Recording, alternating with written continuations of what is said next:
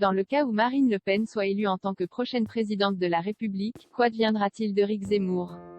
L'autre candidat d'extrême droite et créateur du parti Reconquête a terminé à la 4e place du premier tour de l'élection présidentielle ce dimanche 10 avril, avec 7,1% des voix.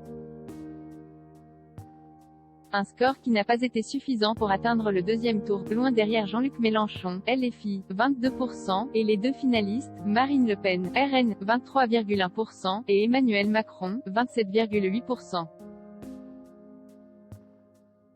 Alors qu'il doit avaler cette défaite qui doit avoir le goût d'amer, Éric Zemmour va forcément se poser une question compliquée à répondre: quelle suite donner à sa carrière politique?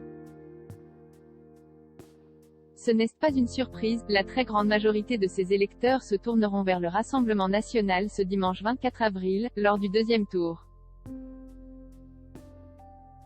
Mais qu'adviendra-t-il de l'ancien polémiste d'extrême droite? Aura-t-il une place de choix dans le gouvernement de Marine Le Pen, si elle venait à être élue? C'est la question qui a été posée à Louis Alliot, le vice-président du RN, ce mardi 12 avril sur le plateau de C'est à vous.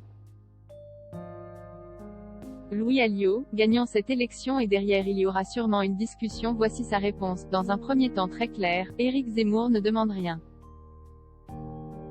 On ne va pas lui imposer quelque chose qu'il ne demande pas.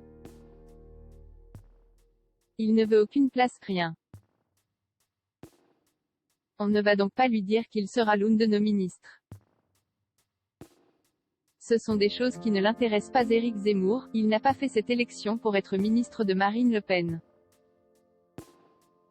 Il faut arrêter. Il l'a dit lui-même d'ailleurs. Avant que Louis Alliot ne se montre plus si certain, les cadres du parti d'Éric Zemmour n'ont rien demandé. On verra après s'il demande quelque chose. On est dans une campagne présidentielle, pas dans une union de partis. Gagnons cette élection et derrière il y aura sûrement une discussion avec des personnalités que vous découvrirez à ce moment-là. La porte n'est donc pas tout à fait fermée.